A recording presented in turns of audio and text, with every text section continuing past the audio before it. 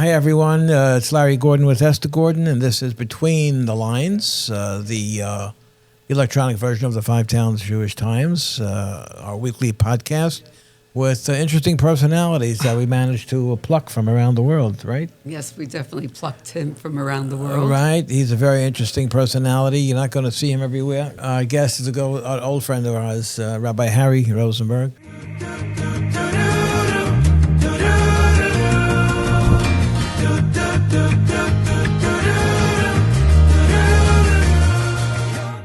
Old and young. He's young. He's Yes. young, but he's a good friend for a long time. Many years. And he lives in Eretz Yisrael, in the Baka area, very upscale, very much in demand part of Israel. I think we should look in Baka next time. Baka, I think we're outpriced. Are we outpriced in Baka, you think? Maybe the first time we heard Baka about 20 years ago, we should have gone. Yeah. Baka is very outpriced, but there are estates where you could buy like 10-acre properties in the north, where it's like the Great Neck to New York City. Oh. For the third temple, you may want an estate with a okay. pool, No, that's very far. cheap now. That's far. That's Tennis far. courts. That's a little far. That's very far away. Right. Baco's. That's the last time we saw you before today. Actually, That was a magical run. That was a magical run, right? Was walking on Derech Beit Lechem, I believe it was, right? Yes, it was. And it was a Shabbos? Or was it after? I don't know what it was. Was the Yontif? first day of Yontif of the second days, I think, something like that. Okay, and so anyway, Rabbi Harry Rozenberg is a man about town, a chassid of the Yanuka. We're going to describe who the Yanuka is in just a moment. For people that didn't hear about him, a lot of people didn't hear about the Yanuka, but he's a very, very fascinating, very intriguing young man. Has a tremendous following. Okay, I don't know where I went. Someone took me in a car, and I went to daven with him Rosh Chodesh after Yontif last year. It was quite a distance from Yerushalayim. You didn't go with Yochanan? No. You went with someone else? I hired a driver to take me, believe it or not. I think you went around 4 in the morning? Yeah, I left very early because they daven very early. And it's a very fascinating crowd of people that are drawn to the Yanuka. So tell me who the Yanuka is, first of all, Harry, and what is it that draws people to him? Right. First of all, I appreciate being here. The Yanuka is a rabbi. He must be around 36, 37 years old or so. Yeah. And he's got quite the following, as you said. He's a descendant of the Arizal's family. Mm-hmm. And people in Israel are saying he is the greatest sage or Talmud Chacham or Tzaddik that we have alive today. And generally, I'm a very skeptical person. So when I started hearing about this matter of the Yanuka, I said, okay, so what's the big deal? What else is new, right? Yeah. Right. What's the big deal? But I was very curious, and I looked into the matter. I was even the type of guy who you could read Rabbi Nachman's writings, and Rabbi Nachman says, your Rebbe doesn't even need to be alive anymore. It could have been someone who wrote a sefer a long time ago, and you could have a Rav. So I was disenfranchised by the idea of having to attach yourself to someone and follow them and serve them. But here, I became the guy who found this rabbi and attach myself as close as I can get to him, and I'll explain why and what I saw. So how long ago was that? When did you have that experience? This started, my relationship with the Yanuka started during right after COVID, I guess 2022 times. Yeah. Was that the lock story? Well, this was to preempt the lock story, which we'll get into. Oh, okay. I moved from Eretz Yisrael to Miami to live there for 6 months during COVID because my father had passed away during COVID, and I was saying Kaddish for my father. Yeah. And in Israel, there was quarantines and hotels, and there was no minyanim. Yeah, Miami was friendlier. I was the only son. My father had no one else to say Kaddish for him. I told my family, this is it. I'm going to spend the remainder of my father's year Kaddish in Miami so I could say Kaddish. Right. Yeah. I got to say for Torah, and I made a minyan with a few guys, and it was wonderful. Mm-hmm. But my last week in Miami, before I went back to Eretz Yisrael, some guys, they came and they kept talking about the Yanuka. I met this Rabbi Yanuka, and he's inspiring me. I'm changing my life. I'm not going to the Hard Rock Casino anymore. I'm a different guy. I said, wow, who is this rabbi that's causing these guys in Miami to do such tshuva? I've never seen such a thing. And they were promising that he's the real deal, et cetera, et cetera. And I said, you know what? If I'm Zoicha, I'll go to Eretz Yisrael. If I'm Zoicha, I'll run into the Yanuka. I'll get a bracha.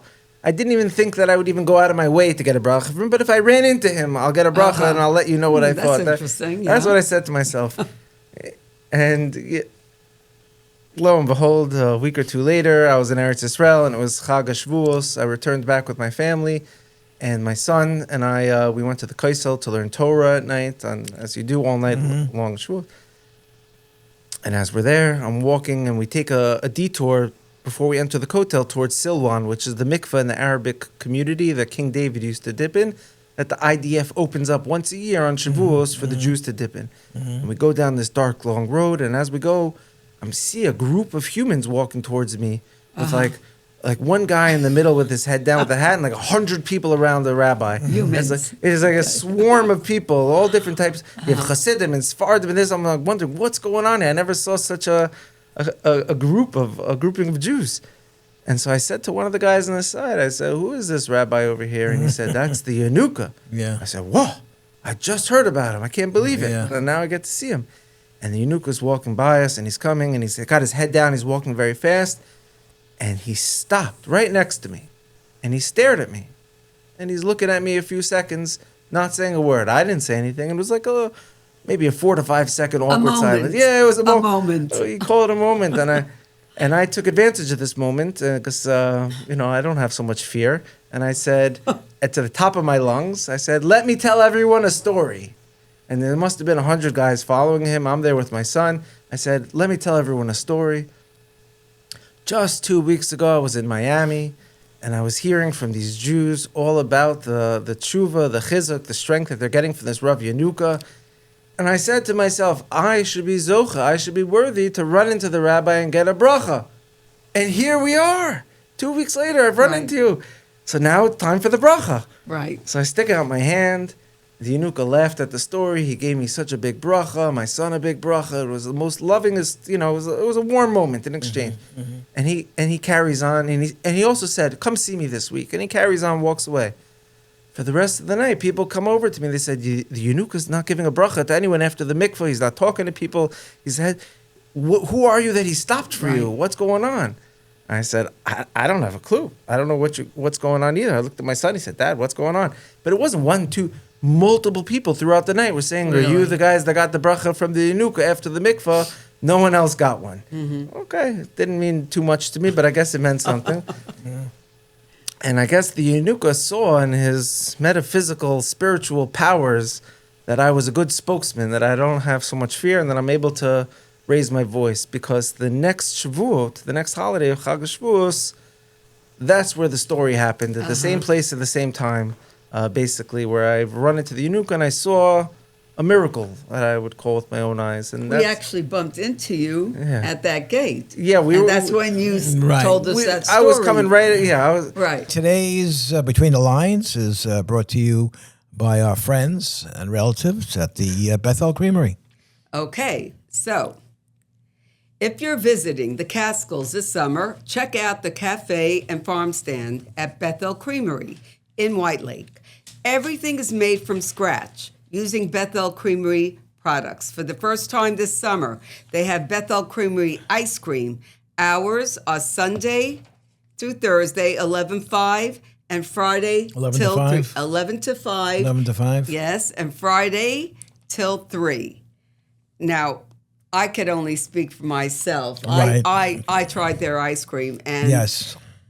normally I'm a yogurt person, but after eating their full fat, delicious, natural Chalav Yisrael ice cream, I wouldn't eat anything else. Because if you're going for something, go for it big, and it's worth it. Worth every single spoonful. Okay, that's the Bethel Creamery on Happy Avenue in somewhere between Bethel and White Lake, New York. Is that what it says, White Lake? Yes, and also, by the way, there is milking tours Okay. and barn tours on Sunday. Okay, great. And they're still selling chicken, which is Pella, On the other side of the road. on the other side of the road. I'm looking forward to it. The story is, as best as you could explain Yes. it. A lot of people know the story already. I hope I don't whoever's know, editing it could put the photos of You have pictures of it? I do. You carry pictures All right, with so you? you'll forward Are they it. on We'll are they on your post phone? it. They are. So then you'll Okay, forward it to me. great. Yes, I We'll will. forward it to Dan. Sure. No, the story Bekitzer is that the story whole, Bekitzer, the whole in a group was nutshell. on the way So somewhere. the next year on holiday of Shavuos, I go with my my son again to learn in the old city. This time I'm a chaperone. He brings some of his friends. These boys are 15-year-old boys. So we're all learning Torah. We're going to the Kotel. We go to Kever David HaMelech to do some Tehillim. And on our way out, there's a secret shortcut, if anyone knows, behind Kever David HaMelech to go through Yamin Moshe, to go through Baka. By the church behind Kever David HaMelech, there's a gate that's open every year on Shavuos. And it was very hot, I remember you saying, for some reason. And everybody was very hot. And when I ran into you, we were very hot. Oh. Yes. That's the That was a part. hot was day. hot. That was a very hot We day. were Yes. schwitzing, but this part of the story, it was very late at night, and people were in a very big rush. So I go to this shortcut. I take behind King David's tomb. You don't have to go through Har Zion, the Shar Zion, Zion Gate. And all of a sudden, the gate is locked this year. It's open every year. And it was locked on 3 places. There was a bolt on the top, a bolt on the bottom, and a bolt on the middle. And I looked at my son and his friends kind of like I let them down because I was telling them about this cool shortcut that's open. I was saving them time. And the boys were so tired and I wanted to get home. And I'm like, guys, I don't know what to tell you. We lost 15, 20 minutes. We're going to have to double back to Zion Gate right now. And the boy said, okay, what are you going to do? We turn around and we start walking back. And all of a sudden, I see the same crowd of like a big fish and a little fish. The Yanuka coming towards us with 100 guys surrounding him, walking towards us. I go, Rabbi, it's me. Rabbi, me. And I try to stop him for a stop and chat and a bracha. This time, the rabbis not letting me get in there. They're kind of like pushing me out of the way. They're saying that the rabbi's late for Nate's prayer, for morning tefillah. Like, we got to catch the prayer by a certain time, and he's in a rush. Don't stop the rabbi right now. Not allowed. And because the Yanuka is so sweet, if you stop him, he'll get caught in a stop and chat. No stop and chats. So I say, Litza'ari Rav, I'm sorry to say, Rabbi, but the gate here is locked. There's no exit. We got to go all the way back through Har Zion, and I'll hold your hand. I'll be the walk-and talker with you, and I got this slot. And so I let everyone know, no bueno, we can't go this way. And all of a sudden, the Yanuka says, Ze yipatach lanu. It's going to open for us, the gate. I'm thinking to myself, this guy must be nuts. Literally in my head, I was like, oh boy, what is going on right now? And so we walk towards this gate, and his gabbais and his team are trying to push and trying to kick and trying to climb over the gate. Nothing happening. Oh, it was bolted in 3 places. Yeah, it was nothing you could do. I was already there prior 5 minutes trying to do the same shtick. Nothing happening. And so the Yanuka says, okay, quiet. And everyone is quiet. And what could be, I would consider, the longest awkward silence of my life. The Yanuka is there for now 5 or 6 minutes in a meditative state, like shuckling, going back and forth with his eyes closed, just like this. Standing up, staring into a locked gate. And I'm thinking to myself, this is the most insane scenario ever. The guy is shuckling back and forth to a locked gate, praying like something is going to happen. It's just so embarrassing for the rabbi. And I'm wondering how I can tell other people that it's like an embarrassing story. Right. I'm wondering how I could tell everyone to expose the rabbi, basically, you know? And then all of a sudden, after 5 minutes or so, the rabbi sticks out his hand. He touches the gate. Poof! And it swings open. It pops open. And the Yanuka with full speed ahead. He kept walking because he was late for prayer. But only about 7 or 8 guys, maybe 9 guys followed the Yanuka. Everyone else stayed at the gate with their legs trembling, shaking in a state of shock. Why? Because now we couldn't close the gate from the flip side that it had opened because the bolts were all still sticking up and locked, but on the other side of the metal. So it would... So you couldn't close it. We could now not close it from the reverse side because the bolts were sticking up on the other side of the metal. Right. The metal went through metal in 3 places. 3 bolts melted through the metal right in front of our eyes. And So you're saying that he has like X-ray vision, like Superman saying used to is when have? I went to Tzvas in Yeshiva at Shalom Rav, they told me stories about the Arizal coming to the mikvahs here that were locked by Ottoman locks or whatever, and he opened them with his mind. And I said it's it's analogy, it's a mushal, Right. it's Baba Mice. I didn't internalize. But you walk through eventually. You all walk through.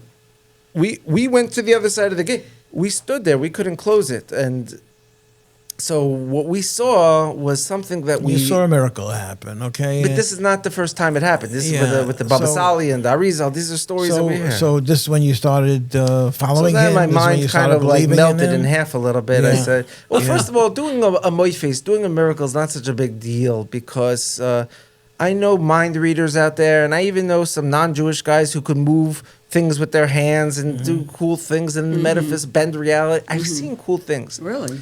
Yeah, I've seen. Yeah, I actually am interested in this. This Wow. guy in the Five Town, Michael Saman. He's on Instagram. Yeah. Jewish guy. He will read your mind. You can go to a room, draw a picture on a piece of paper. He will tell you what you drew. He'll draw it. It's real koiches people have out Wow. there. But what happened was, it was the story of the lock not only blew my mind to see a Baal Meifes, to see a tzaddik do this, was when I started to look into the Yanuka, I realized this guy knows Kol HaTorah Kulo. He knows the whole Torah by heart. He knows Talmud Yerushalmi, the Bavli, the Zohar, the Gaonim, the Rishonim, the Achronim. He's a genius. Beyond genius, it's all in his head like a database, all information. Even every sefer of every Hasidic rabbi that was written, from the Baal Shem Tov down to the most recent rabbis, he's remembered their stories, their names, Wow. their family members' names. His brain is beyond. And then his love for Klal Yisrael, the amount of love he has. So I said, this is like a trifecta. This is like a, not just the Baal Moifes, not someone who could do miracles, but a tzaddik and a humble guy from the Arizal's family. I said, we have a gem. We were gifted this gem for Klal Yisrael. We have to do something about it. Okay. I took it very serious. I hear you. So that's when you started following him more intensely? That's when I started. I started acquiring his Sfarim, his books, and I started Right. studying Right. them, which greatly impacted my life and mental health. And not that I was suffering from mental health. I had a great. I have a great mental. I had a great everybody life. does. Everybody But does it a little. increased my Right. mental health, Right. my Yeah. joy, Right. and my understanding of what Hashem wants from us. And his sefer was like medicine. It was the greatest writings I've ever read. And Fantastic. it was beautiful. So I doubled down, and then I wanted to know how I could support the rabbi, how I can get involved. Okay. So how often do you see him now, would you say? Well, first of all, I don't want to bother the rabbi because Right. He's busy. He's busy. I've had a lot lots of of people time waiting to to sit see with him. him, but there's a few stories I have. I'm not going to get into all the stories, Right. but I'll tell you one story how it really locked Impacted? in. Yeah. So it was the Yanuka comes to Yamin Moshe during the Chagim and sometimes on Shabbos in Jerusalem, but his base is in Rishon LeZion. So he comes to Jerusalem once in a while. So my friend called me. He said, my friend Rudy Rachman, the guy from the Lost Tribe, is a great guy. He called me and says, hey, I'm here by the Yanuka. We're doing Kaparos now before Yom Kippur. You got to come. Let's go lock in and get some Yanuka blessings. I said, great, I'm on the way. I had a few things I had to finish beforehand. There was a Jewish on the way. And all of a sudden, I do get there, but I realized I missed it. Everyone had left. The parking lot's empty. There's no one there. And I kind of missed the whole thing. So I pull into a parking spot to do a K-turn to turn around. And as I pull in, I look to the next to me and I see the last car here is the Yanuka's in the back seat. And it's his car that someone drives him around. One of his best friends from childhood who volunteers to drive him around. And I look and I see it's the Yanuka. And he looks at me. And he says, come here. No way. Through the window, he says, come. Okay. Yeah. I get out of my car. I go sit in the car with the Rav. Yeah. And he says to me, I can't get into all the details, Of but he course. says to me, there's a few things that I really want to do for Klal Yisrael and to grow my efforts and to expand. And it needs money. And a lot of people want to give me money right now. But the issue is the money that people want to give me, it's not healthy. It's coming with clause and attachments. What do I get? Do I get my name somewhere? Do I get time with you? What cover do I get? Like, people were very interested in cutting very big checks, but with Tanayim, with conditions. Yeah. And the Yanuka said, I can't have this. It's not healthy Right. for my Avodas Hashem, for what I have to do. He says to me, you know someone that's going to give me what I need for my projects, that's going to ask for nothing in return, that's going to give me a matnas chinam, a gift of love for me, and you know the person. Okay. So go find them and send them my way. Are you going to tell us who it is? No. Nope. No. This person remains anonymous. Okay. Their name is on the book, the last name, but the last name is a very generic Jewish last name, Cohen. You can't find a Cohen anywhere. Yeah. Right. So this person gave the money that he needs first, to get. I didn't know this person, and I thought to myself, if I know someone who's going to give this type of money, I need money. I got a farm in Israel. I got an orphanage. I'm taking the Hasidic lost kids off the streets and saving them on my farm. I have a big budget too. So where did you find him? Well, the first person I called, just to tell the story, because I was in such a state of excitement, someone I was close with and learning and Torah and mitzvahs, I called to say the story. This person said, "That's me. I want the opportunity to do this. Do not tell anyone else. I'm going to take this." Wow. And I couldn't believe it. And I called right back. I said, the Rav's right. I know someone who's going to want to do this. And, because a lot of people think that the Rav Yanuka, there's haters out there. Is it pay to play? Can I make a donation? There's no pay to play with the rabbi. You can't cut a check to get any favors or anything from the rabbi. Okay, so I went like I told you, Rosh Chodesh, right after Sukkot. I went to big crowd, Rosh Chodesh davening. The Yanuka plays the keyboards, the Hallel. We'll have to talk about how and why. There's a musical accompaniment. I didn't have a good line of sight, so I don't know if he was actually playing or if it was recorded, but I'm assuming that he's playing live. He's playing. So it was very interesting to watch the rabbi of a shul play a musical instrument to Hallel. You don't maybe Shlomo Carlebach played the guitar when he used to do Hallel, maybe. Right. But next time we're going to be in Eretz Yisrael, you're going to get us an audience with the Yanuka. I'm not asking. I'm seeing it. Yeah. I'm seeing it. I'm seeing it in your eyes.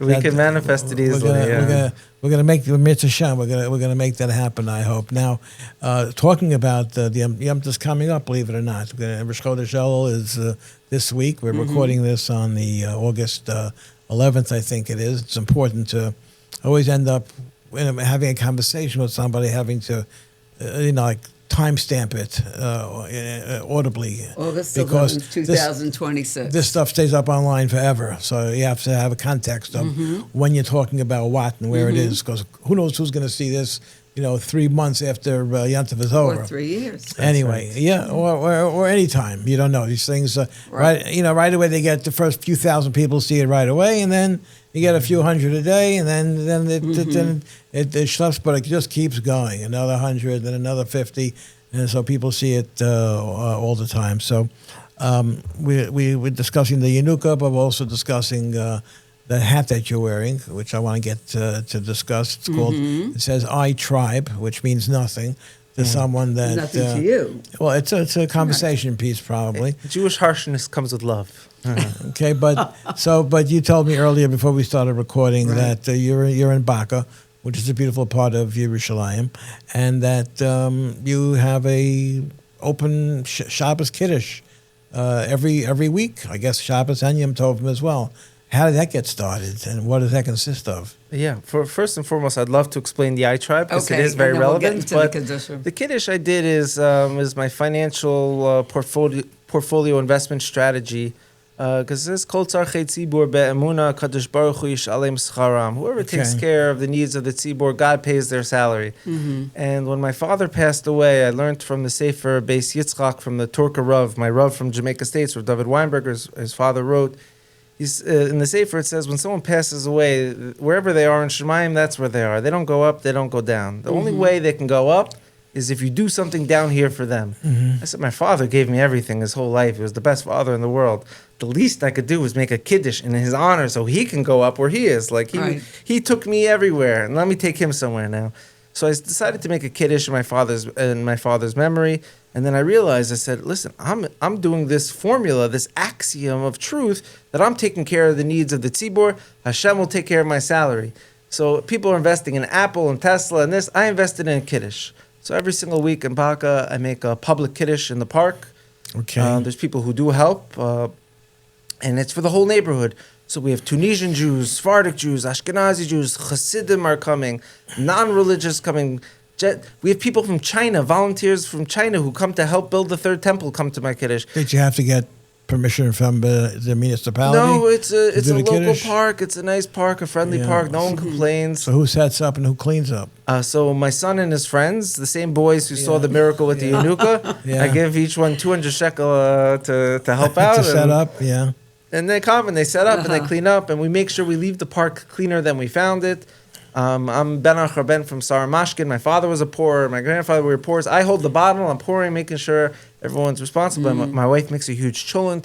We have a meat board. We got the fish. We got the whole. And you have people sponsoring, hopefully. I know.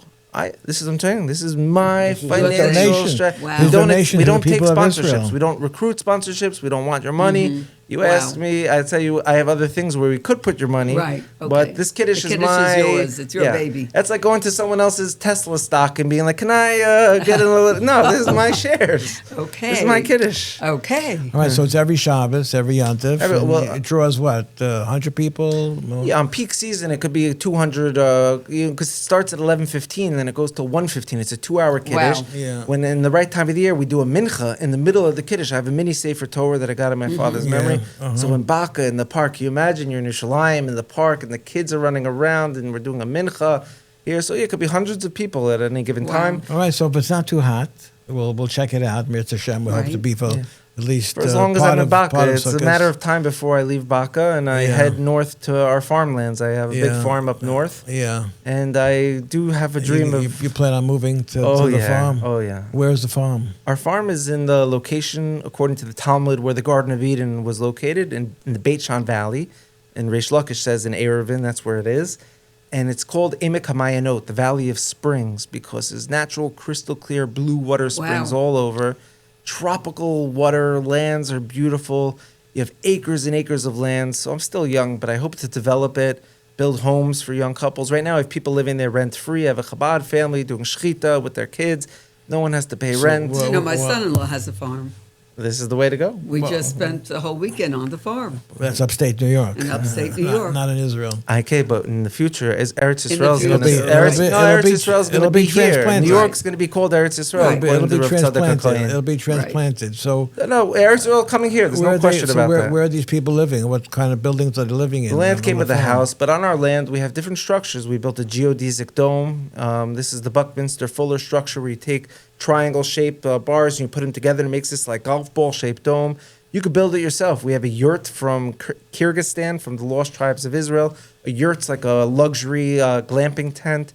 And then we have a few people in tiny homes and RVs. This is all temporary. My real dream is to be, I tell people, is to build a community. I bought land in Back Lawrence in 1920s, basically, what I got now. Yeah, that's what you to get 40 dune and to get 10 acres in Yeah. this place where you're zoned to build houses in here. Right. I'm very early in on the great expansion of what's going to be. All right, Sounds so you Between the Lines is brought to you by our friends at Tiffany Dry Cleaners. Tiffany provides free pickup and delivery throughout Long Island, Queens, and Brooklyn.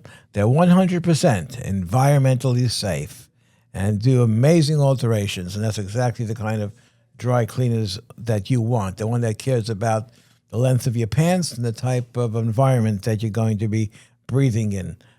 Call Jeff Wenger at 718-309-5222, 718-309-5222. That's Tiffany Dry Cleaners out here on Long Island. Between the Lines is brought to you today also by Elegant Desserts, friends of ours for many years. You see their ads in the Five Towns Jewish Times. How do you say that?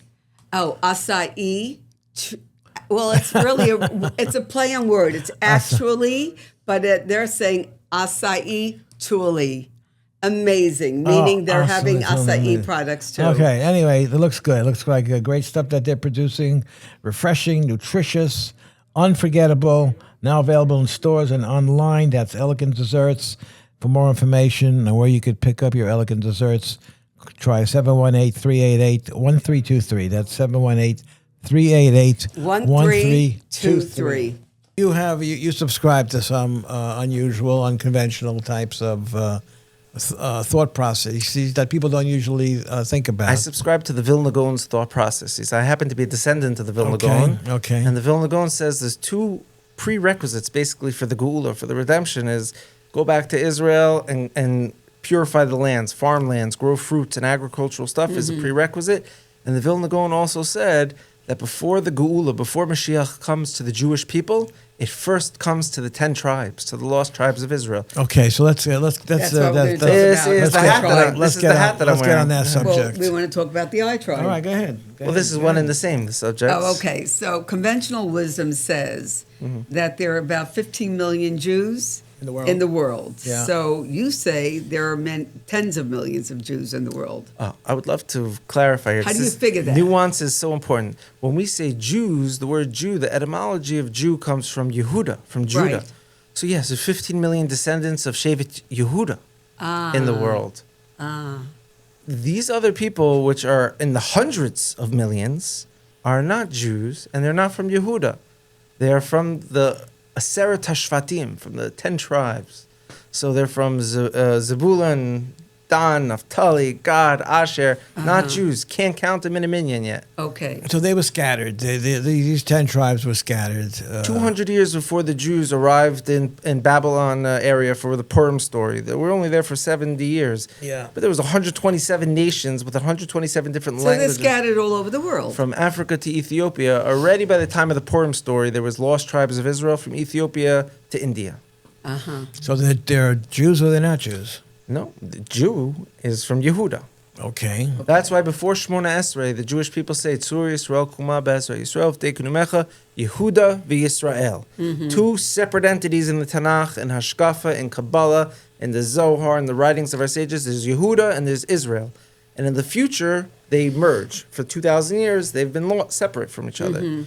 So the topic of discussion is, what do we do now that 40 million people in Afghanistan are claiming to be from the lost tribes of Israel? Oh, really? Yeah, the Pashtun. Another word for a Pashtun of Afghanistan is Bani Israel. They refer to themselves as Bani Israel. So it's not like me going and speculating and trying to, And they follow certain minhagim? Yeah, they have their own code called Pashtunwali, which is like 70 laws, only found in the laws of Moses. For example, like Yibam and Chalitza, which is Levirate marriage, and Ari Miklat, cities of refugee, and they're doing 8th-day circumcision. They were forced converted to Islam at a certain point, which the Ramchal and other sages speak about. That will happen to the 10 tribes. But within Islam, they have their own code of law that supersedes the Quran, meaning regular Muslims could eat camel or a shark or etc. Right. But these Pashtuns say the laws of Moses forbid us from eating these items. So they have their own code within their Islamic customs that goes beyond and above. Interesting. So I ended up taking the Vilna Gaon Sefer to guys like the Yanuka, Rav Moshe Sternbach, Rav Arbach, while he was alive. I went to the Gedolim. I said, what's going on over here? The Geula comes first to the 10 tribes. I took this to Bibi and to the Mossad and to the staff. Really? For sure. I said, what is going on here? I said, we got 40 million people in Afghanistan ready to march with us, ready to unite with us. I've been investigating the matter for about 18 years. So I built a platform called iTribe, which is a map of the world. You can go on the website yourself, itribe.us. Yeah. And I let villages self-identify themselves where they are amongst the world. Let's say they're from the 10 tribes. Right. To date, we have 31,000 villages in Afghanistan that self-identify as being... So you're talking about in Afghanistan, not in India, not in any other... Well, my work extends all the way to Japan and into Right. Africa. It happens to be that Afghanistan's the ground zero for where the 10 tribes were sent to by Sancheiriv 2,700 years ago. Wow. And if you look, the Vilna Gaon students wrote, when they made it to Eretz Yisrael, Rav Yisrael of Shklav, they made a Beit Din in Tzfat, and they wrote letters to the lost tribes of Israel hundreds of years ago, begging them to return, saying, we have the Torah preserved as the bracha that Jacob gave to Judah, that you'll hold on to the scepter of the law until Shiloh comes. Everyone knows the famous verse. And you guys, we know you don't have the Torah, but you have military But might. they all have to convert. No, not necessarily. We're not trying to convert anyone at the moment. No, I'm saying Are they if Jews? they want to Are they Jews by come- birth? That's not what's going to happen. That's not, okay. What's not going to happen is 100 million people are not going to become Jewish. Right. We look at the writings of Rav Tzadok HaKohen. Rav Tzadok HaKohen says very clearly that the Jewish people in the time of the redemption will become like the priests, will become the Kohanim, and the rest of the world will become like the Jewish people. Everyone gets an upgrade. So we become like the priests with our tefillin and our Right. laws and all the customs and this and all the Right. details. That's something serious. Everyone else will have something. So the state of Israel, I know, is working on something right now based on the Vilna Gaon's teachings and based on this research that I've been helping the current administration with in the government, is what we're going to call digital citizenship to the state of Israel that bypasses conversion and the right of return. Means there's no right of return and there's no conversion, but your village will be mapped out and part of what we're going to call a commonwealth of the greater The digitally Commonwealth, distributed interesting. state of Israel. Right, Yeah. right. So when you present this, This is mind-blowing stuff. Yes, it is. That's what I'm concerned about. So when I you would like when to you address when you your concerns. when you present this to whatever Israeli government people, what's their reaction? I mean, look, And what's their motivation? Look what Israel. What is Israel busy with today? Israel's busy with Survival mode. whether Haredim should serve in the military or not. Yeah. Whether yeshiva students should be exempt or not. And This is survival mode to so, a degree. You know, because- what's the reaction when you come to someone? Is this a pressing issue? Yeah, so when first of all, if you Google the words Vilna Gaon and Lost Tribes, I took the letter that the Vilna Gaon students wrote to the Lost Tribes, I translated it to English, and I uploaded it to Sefaria. So it's free for everyone to read. And if you read the letter, you'll see that this is national security. It's a matter of national security to have an alliance with 40 million warriors in Afghanistan. Afghanistan's called the graveyard of empires. Right. It's been the same people there for 2,600 years, the same tribe of warriors. So when I'm having conversations with In people, Afghanistan? Yeah. Which tribes did they stem from? Well, the would you main, say? the 10 tribes went there, but if you look at the biggest clan names in Afghanistan today, you'll see, for example, look at Malala Yousafzai, who won the Nobel Peace Prize recently. Yeah. Yousafzai means children of Joseph. So there you have the Yousafzai in Afghanistan, you have the Rubaini, the Gadi tribe, the Ashuri. Reuben. Yeah, And Gad. all the names and cousins out there. They're wearing Reuben, tzitzit. those were the warriors. Those were the fighters. real Reuben and heavy-duty Reuben warriors and Gad were there. the real Yeah. fighters. So when I'm sitting with Those are- someone, like if you yeah. look at my Instagram page, you see how many times I've posted photos with Gila Gamliel, who was Bibi's one of his top aides, and she ran the Ministry of Intelligence Yeah. and liaison between the Mossad and the State of Israel. Yeah. If you will see someone like her, she's from Yemenite descent, who traces back to the redactors of the Talmud. So she loves Israel. She loves Jewish people, and she wants the redemption. So when something like this comes her way, they look at me like this, like, Harry, you're nuts and you're crazy. But if what you're saying is true, it's too good to be true. And we will be behind you every step of the way if this is actually legitimate. Well, we start to say that Reuven and Gad, according to the Torah, Reuven and Gad were the warriors. That when Moshe Rabbeinu found out that he wasn't going to lead Klal Yisrael into Eretz Yisrael, as you know, he positioned Reuven and Gad at the head because they were the ones that had special techniques for how to So take on the enemy. yeah, Especially between us, Gad had almost patented a certain way of killing the enemy. you know, warriors. without going into great detail. Without going into detail. So right. Afghanistan and Iran share a border 10 times the size of Texas, and they Right. skirmish with each other. They're not friendly. And if anyone does their own independent research and looks into it, you will see a great majority of the Mossad's operatives in the Iranian-Israel recent war were Afghan Pashtuns who infiltrated on behalf of the state of Israel, built drone factories, ran operations, and you're watching Muslim Pashtuns fulfill the So prophecy. is there a of- relationship with Afghan and Well, there must be. Israel? I mean, Afghanistan is now run by No, the I Taliban. mean out there, or is it a quiet? It's not something Under I'm the not radar- allowed to under talk the about, radar. but it's been Okay. under the radar. All right. But So are they- since 2019, since Ashraf Ghani, before the Taliban takeover, there's been delegations of Afghanistan coming into Israel, meeting with and yeah. Okay. But what's the relationship between Afghanistan and Iran They hate each in the other. context of the current war, so to enemy, speak? enemy, the friend. I don't know how the whole Right. quote goes, Right. but this is something that the Vilna Gaon said would happen in the future and would be a prerequisite that we're watching in front of our own eyes.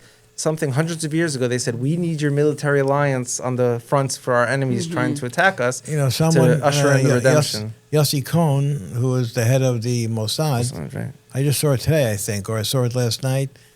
He said that there, aside from what I heard from Israeli soldiers in the past, that there has not been an Arab country that the Israeli army has not been in at some point in some way.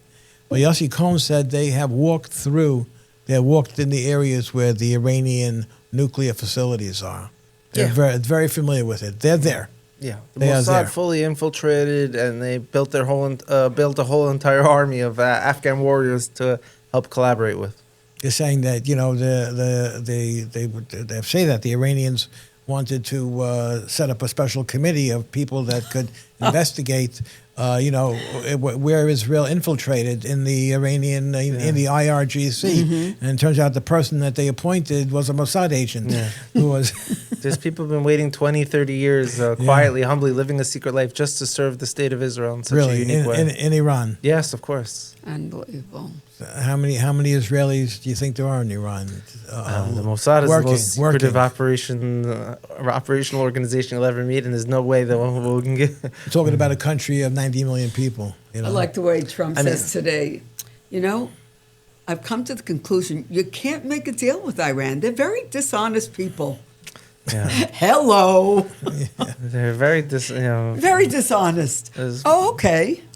So you're saying that, in the times of the redemption, we're in for some surprises in terms In of... the times of the redemption, Afghanistan is going to be a satellite state of the state of Israel, and it's going to stretch across the Silk Road into Kashmir, into Kyrgyzstan, and all the way into provinces leading towards Japan. Even the B'nai Menashe, which are on the Silk Road on this path, are being brought back, and there's hundreds of thousands of them. The B'nai Menashe, they're from India, aren't they? Mizoram Manipur, which is northeast India, and they're being brought back. And we could, if you do the research and see where the humans are claiming that they're descendants of the 10 tribes, it makes a direct line from Israel under the Himalayan mountains and right over the Himalayan mountains, leading right to Japan, village per village per village. And that's why 3 of the world's major thought religions out in that region happened within about 100 years of each other, of the lost tribes going to the Far East. The Pashtun, Buddhism, and Shintoism. Shinto in Japan is the oldest monarchy in the world, all popped up within 100 years of each other, within 100 years of the tribes going to the Far East. Now, Shintoism in Japan is the oldest line of kings in the world, direct descendant of kings, 2,600 years of kings that are traced. In Japan, they claim to be a chosen nation that was exiled from their homeland, that reestablished their kingdom on the island here. And in Japan today, they have a holy temple on Mount Moriah where they can go visit. Mount Moriah is the name of where King Solomon's holy temple was. Yeah. In Japan, their holy temple has 3 chambers: an outer chamber where people pray, inner chamber where priests serve wearing phylactery-looking boxes on their foreheads, and an inner chamber where they keep a golden ark on 4 poles with golden birds in the ark, and they keep 3 things in their ark, just like we did. The whole entire Shinto culture and religion is based off of Solomonic, King Solomon's temple, first temple worship stuff. So a couple of questions. These people aren't Harry. Jews, but the tribes reached Japan for sure. Why is this so little known? Why is it almost not known? It's not spoken about I heard at a all. story years ago about an Indian group that was touring Jerusalem, and they had a bunch of people from India, and they had also some of their high priests were there as well. And the Israeli tour guide was saying to them, "This is where the Holy Temple, and it's been destroyed 2,000 years ago." And one of the holy men said, "Destroyed 2,000 years ago. Why don't you rebuild it?" So that's an open question. Yeah. I mean, listen, if you look even almost about 1,000 years ago, you had people like Eldad Adani, which was a traveler, a famous Jewish explorer. Eldad, right. Yeah, he went out and he knew about these lost tribes kingdoms out in Afghanistan. He came back to the Jewish communities of Europe and the Mediterranean ports, and he said, "I'm telling you guys, there's lost tribes of Israel out there, kingdoms." So this has not been a hidden secret. It's been known amongst the Kabbalists, amongst the sages. It's not taught in the schools. Well, yes, Right. that's because we're in a very difficult exile, and we're keeping our priority and focusing on our mission and letting the people who are supposed to bring back the tribes focus on their mission. So our mission is what? To preserve halacha, to preserve the laws, and stay within Dalet Amos Shel Halacha. And So that's it. as a person that lives in Israel, what's your take on what's happening now with all these rallies and about the Haredim going into the army, being drafted? What's your take? We're in the middle of a great series. It's Izzy is a platform. It's called Commandments. And it's called Commandments. And you see that there are Hasidic young men that want to join the army, and their parents are sitting shiva. It rips apart. But it rips time apart out. families. If you actually look in the numbers on the left, also there's a tremendous amount of secular or chiloni That are people not going in. that don't want to go. That's what I but we're heard. not That's politicizing it. There's no Right. fights about it, and the army Right. is not even so understaffed as it is. The main issue here is two things. First of all, I spoke to the Yanuka and I said, "What should we do about the army thing?" He said, first and foremost, there shouldn't be mandatory drafting. Right now, people who want to serve should go serve, and that's what it is. But secondly, the Vilna Gaon writes that the last battle that the Jewish people are going to face, and this is controversial, Interesting. is not Iran. It's not Right. the Muslim. It's not the It's Christian. It's amongst called themselves. it's called the Erev Rav. The people amongst ourselves who despise the Torah, who seek argument and seek machloket, battle. Internally. Internally. Our own That's people. right before October 7th. Yes, that was the whole yeah, thing. The problem our with the people. Supreme Court. Yes, I've paid a lot of money to have lobbyists in the Knesset help me get in there and interview people and knock on doors and find out who thinks what. I spend so much of my own time and resources, and so much so that I would like to get into the Knesset and battle some of these guys. So are you going to do that? Are you going to run for the Knesset? I would love to. I would love nothing more than to do such a There's thing. an election coming up where you got to get on to one of the parties that's going to do well. There's a lot of new parties that the polls say are going to be doing well. If someone here is listening wants to gotta- help you support gotta- my campaign, you need to. And there's a big campaign going on. I mean, not the same urgency as yours, Yeah. but our campaign is all the Americans that are living, that are New Yorkers, that are living in Israel, they have to vote. It has to be so that we get Blakeman in.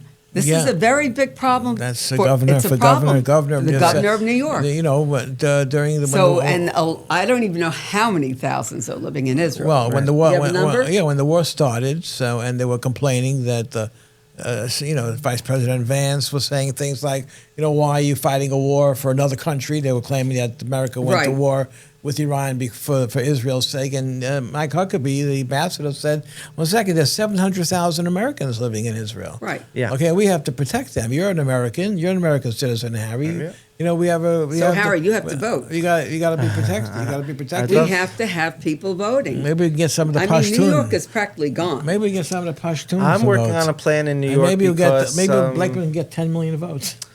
I don't see why the boys are going to be in yeshiva Yeah, and they we're doing are that. We're Americans working and on they are New Yorkers. We don't want to give away What's any. the big deal? We don't want to give we any should vote, secrets away, there but we're will doing be, that. We're working on that. There's going to be a big alliance soon, I believe, if I'm correct, between the African American community and the Jews. The African American community of America. Well, first of all, if you look at the government of the State of Israel's report on the lost tribes of Israel, they identify as one of the largest tribes in Africa has rights to be from the lost tribes of Israel, is the Igbo tribe, the Igbo Never heard tribe. of them. 40 million people in Nigeria, mentioned multiple times in the government of Israel's report. Anyone can Google it, see the report themselves. I'll send it to you myself. There's about 60 communities now with Orthodox shuls, with Torahs in Nigeria, tefillin. African, Seriously? Yeah, African davening, the most beautiful tefillah, the most beautiful prayers ever. Listen. Wait, hear me go out. Ahead, go ahead. I'm I'm hearing about you. to, I'm about to listening. peak. Okay. Listening. Go. Let's say 25 to 30-something% conservatively of the transatlantic slave trade, of all slaves that were brought to America, came from this one tribe, the Igbo tribe, Oh, wow. which leads to the phenomenon of the Black Hebrew Israelites, Right. and the whole thing is. Oh, so that's where it came from. Yes, of Oh, I course. thought it was made up. No. They just Oh. have no context, and they're being like the Satmar guys. They're coming out there being but Let's not talk Whoops. about them. Yeah. everyone Okay. playing their role. You But- can leave it. You can but leave it in. Don't worry about it. Yeah, it just shows you what happens when a misguided Jew becomes passionate about Right, a misguided identity. But Right. nonetheless, I'm doing a lot of underground work, liaisoning with the African American leaders of their community from the highest levels you could imagine, on understanding where we can fit our collective narratives together into a story, because they're certain they come from the house of Israel. The state of Israel is certain that the tribe that they came from comes from the house of Israel. Really? So there's an elephant in the room that's not being addressed. That doesn't mean that we're not from the house of Israel, and it doesn't mean Right. they're the exclusive descendants of the Right. house of Israel, Right. because this is 2,000 years of exile Right. in different nations and marrying into Well, different. they said Moshe Rabbeinu was black. That's what they keep saying. His wife was black. the Mishnah, No, I mean, I'm not talking about his wife. Yeah. The Mishnah actually says Getting mixed up- in getting mixed up with Nagayim, Obama. the Mishnah in Nagayim says, I think it was the second chapter, the first Mishnah says, the children of Israel were not black, they were not white, they were boxwood. They were like a Yemenite type of color. But every color. It's every color. It's every color. If you look at the greatest sages of the Torah, some of them were European converts. You know, Shemaiah and Avtalion and Unkelus and Rabbi Akiva's father. These were European converts. Right. Color means nothing. It's an irrelevant thing. It is irrelevant. It's an American obsession. Exactly. The European. This is a European concept that was thrown on top. So when we're building great bridges with the African American community today, and I do see a future where the Jews and the African Americans will unite to prevent an Islamic caliphate from taking over America. Let me say, they took over Europe. Harry, you touched on some very fascinating and very complex issues. Let everyone do independent research. I think we're about ready to start the show now, right? Okay, that was just a warm. That was just a warm up. That was just a warm up. Yeah. I mean, people that watch this are going to have to rewind it and watch it again. Did I hear him say that? Because I got to hear it again. You know. Yeah, I encourage everyone to fact check everything I said, do independent research, come back and help support the mission. Where they find all this? iTribe. No, first of all, even just something like the percentage of the Igbo tribe that made it to America, the U.S. government holds those records. Really? Every slave port kept a record of what tribe and where they took their slaves from. So this is public knowledge that we could all tap into. iTribe is the place where if you want to see what's going on with these villages and connect with them and help donate to bring Israeli sustainable technology to Afghanistan, you can go check it out. We're still in beta. Have you met people personally?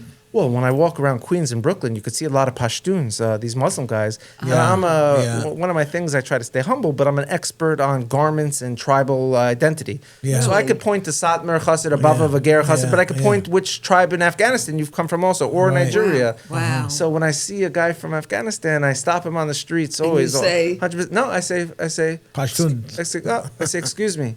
I say, are you Bani Israel? Yeah. He says, yes, that's me. And at first I greet him in his language. I say, Singa Ai, which means like, how are you in Pashto and Afghan dialect. Yeah. And he says, well, I say, I'm Yahudzai. It means I'm descendant of Judah. He says, I know. And I said, but you know that you're also a descendant from Israel. He says, I know. I said, so we're cousins? He says, yes. That's only in Queens? Well, there are a lot of them in Queens and Brooklyn, but that's where I grew up. So that's where I see him. And then I hug the guys, and we bro out, and it's 100% of the time. I've never. Okay, remember that. Remember that term. Slang, bro out. Remember that term. We bro out. Okay. No, it's very fascinating. We're gonna have to continue someday. We're running really long, and it's a lot. Which is good. There's a lot of content. No issue having a part 2 in the future. How long are we running so far, Dan? 50 minutes? That's not so long. Right. We have to insert some of those pictures. Yeah, okay, get some of those pictures you're going to send me of the Yanuka, of the gate that he opened magically. And when we come back from Israel... By the way, it didn't open when we were there. When we come back from Israel after Sukkot, God willing, so we'll tell stories about your Kiddush in the park, maybe, if we'll make it there. I'd love to. And in the meanwhile, I think people, though, should listen to... Two things I want to say, if I can. Okay, sure. People should listen to the Yanuka's music. It's on Spotify. Okay. Oh, really? And it's designed to help you heal, affect your DNA, affect your mood. He made it calculated with Torah, Chachma, and Kabbalah, the music. You go on Spotify, you put Type in Yanuka, Yanuka. I'm looking it up right now. Yeah, it's the most beautiful music. It's all instrumental? He has a keyboard with a computer. He synthesizes new sounds. He makes sounds based on frequency and vibration. It's AI? Yeah. No, it's him. It's AI music? He is the AI. So I once asked the Yanuka, I said, Yanuka healing. I said, how'd you learn how to play this music? I said, did you get piano lessons as a kid? Is the Yanuka healing music. Yeah. That would be good to cover up some other sounds at night when you need healing music. This is it. So I don't know what you're talking about. Someone's snoring here. Yeah. I snore. Oh, so you? I can imagine I snore here and there. I don't think so. No one's perfect. So. Most people don't. It's very nice, by the way. We'll check it out. No, it gets better. But let me tell you one thing quickly. We'll check it out later. I asked the Yanuka, how did he learn the music? Did he take piano lessons? He said when he was about 15 years old or so, he was walking home from yeshiva, and he heard someone playing some piano from a window, and he listened, and he said, wow, I think I could really connect to Hashem with these type of sounds. He got a keyboard that day. He sat down, started touching it, meditated for a couple hours. And in that couple hours, mastered the theory of music and the notes and self-taught himself. He could everything. do Bach. He could do anything. He could do anything. And You have then Yanuka healing. You have Yanuka music. Wow. so that's what. And You the have second Yanuka thing playlist. also, You have a Yanuka playlist. Look at all that. Wow.